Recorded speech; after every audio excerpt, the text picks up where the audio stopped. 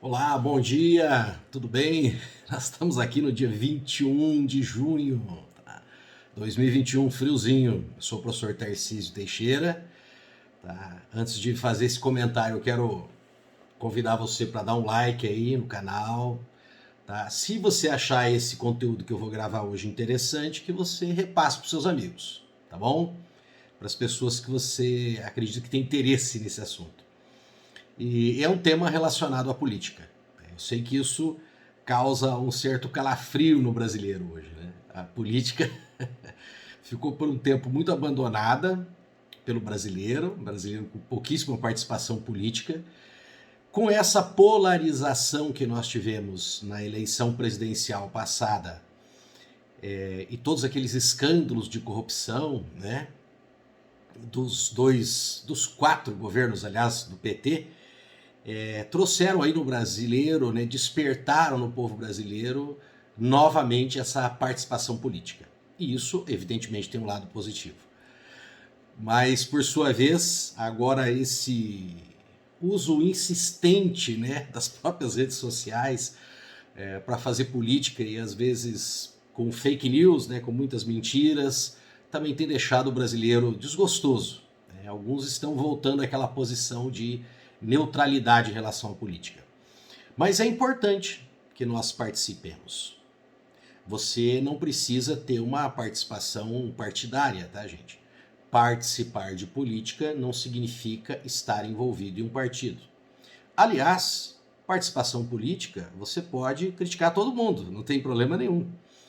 Aliás, o homem público resolve se candidatar, né, ser vereador, ser prefeito, deputado estadual, governador, deputado federal, senador, presidente, ele tem que estar sujeito a isso, a essas críticas. Não tem como ele fugir disso, né?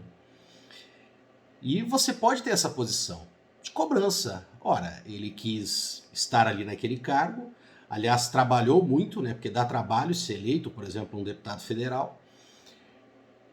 E ele quis se sujeitar a essas críticas. Então, participação política também é isso. É cobrar, é exigir, tá? É um papel que todo brasileiro deveria desempenhar.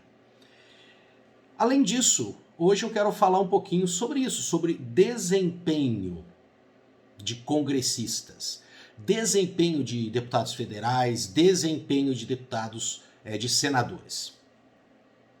Como que nós julgamos se o deputado que é da sua região, representa a sua região, e que você inclusive depositou o voto nele, é um bom deputado? Qual o critério?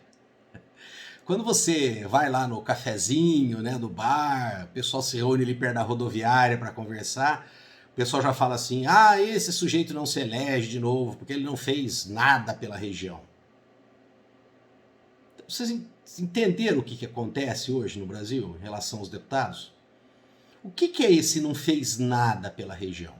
O não fez nada pela região é não trouxe verbas de emendas, as emendas parlamentares. Então, na verdade, hoje os deputados e senadores são analisados por aquele público que vai depositar o voto nele, pelos seus eleitores, por quanto de dinheiro de emendas parlamentares ele traz para a região.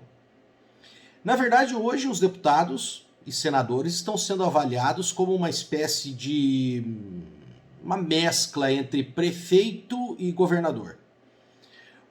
O prefeito, chefe do executivo local, que é responsável, né, por direcionar, por trabalhar, evidentemente com leis aprovadas pelo Legislativo e sob a fiscalização do Legislativo Municipal, que são os vereadores, é responsável ali pelo orçamento, pelos gastos, pela gestão e administração do local, que é o município.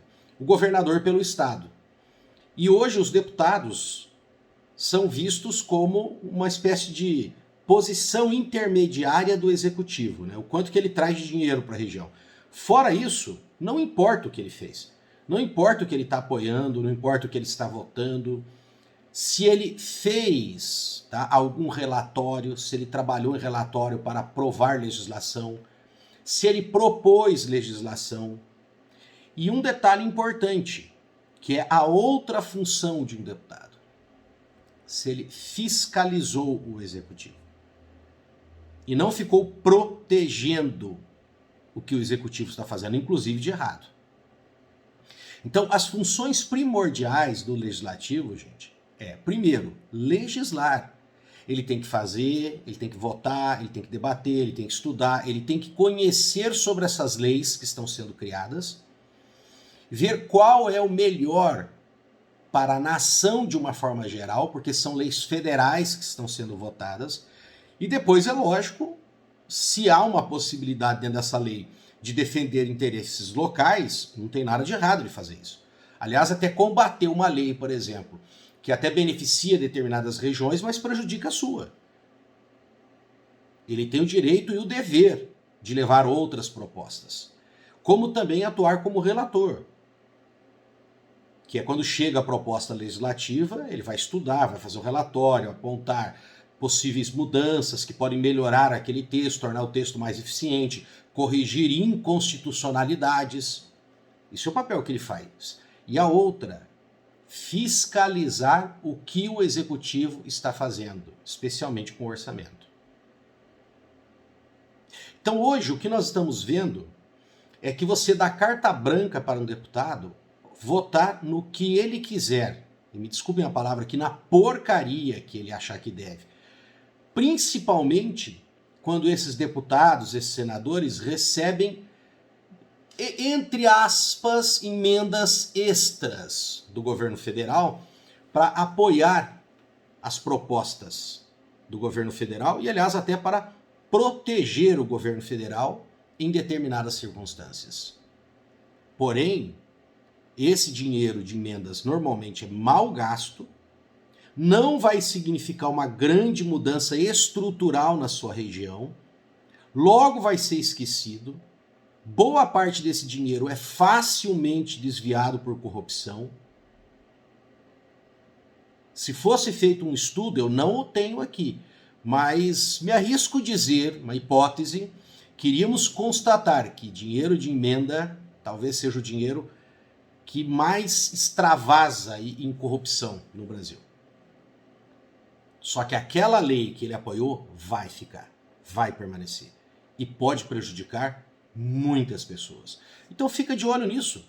Avalie melhor o seu deputado, o seu senador, por aquilo que ele realmente deve produzir. Boa legislação e uma excelente fiscalização. Um abraço e novamente peço o seu like e se você achar interessante o vídeo, divulgue por favor.